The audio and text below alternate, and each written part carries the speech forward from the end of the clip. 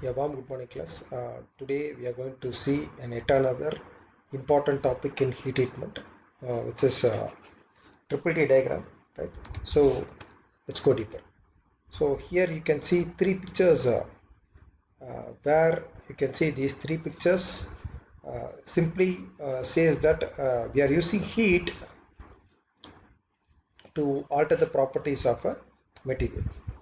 In this you can say in this you can say there are three things which is treated using the heat, but a very important topic or very important matter what you are going to see in these three pictures is that we can see the properties of a particular material, particular metal, which is where the heat is applied is going to change.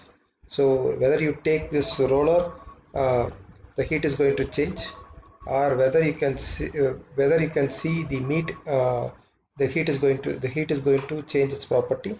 Whether you can see this vegetables, the it is going to change its properties, right? So here as a small recap we can say this heat treatment is nothing but it is a process of controlled heating and cooling. So here you can see the temperature in y-axis and time in x-axis. Here the heating, holding and cooling is taking place, where you can see the time and temperature comes into the picture, means that it is the controlled heating and cooling of a material.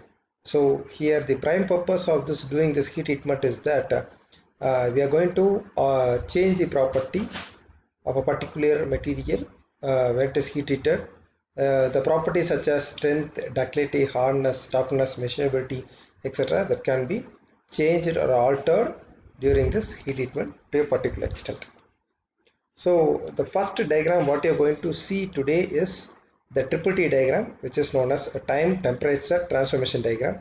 So this is if we see it is complicated, and we'll go to a simpler diagram. See, okay, this is a simpler diagram where time temperature transformation diagram.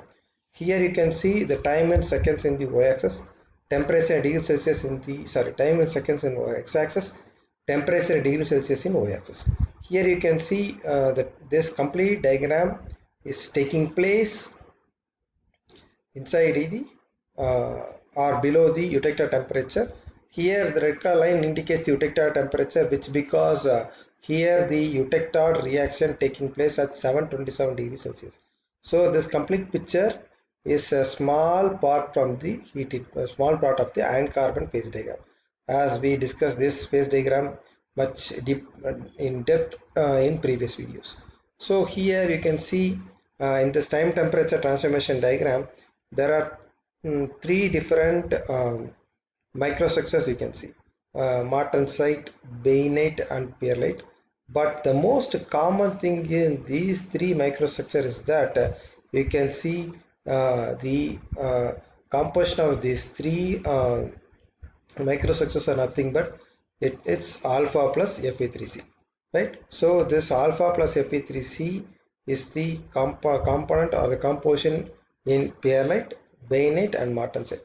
But what makes these things differ is that the temperature where it will be available and the structure what the microstructure we are seeing and its properties, right? So first thing we can see this blue line, which is known as transformation beginning line, and this another blue line which is indicates as transformation ends, means that we have done a series of experiments where this experiments combined heating and cooling, controlled heating and cooling takes place, and you can see these series of experiment points were joined together to form this type of lines. So this looks like a C or S. So this time temperature transformation curve is also known as C curve or S curve or Bain's curve. The person who found this here, time temperature transformation diagram, which is Bain, so it is Bain's curve.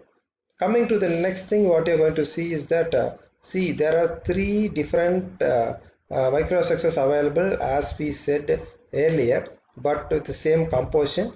There will be formation of coarser microstructures, finer microstructures, upper bainite and lower bainite, and as well as martensite. And here moving on, and here we, if we more on increasing in temperature or as well as or increasing in time, you can get different microstructures, which I will explaining in the next video. Okay, that's all for today. Thank you, and we'll see in the next video.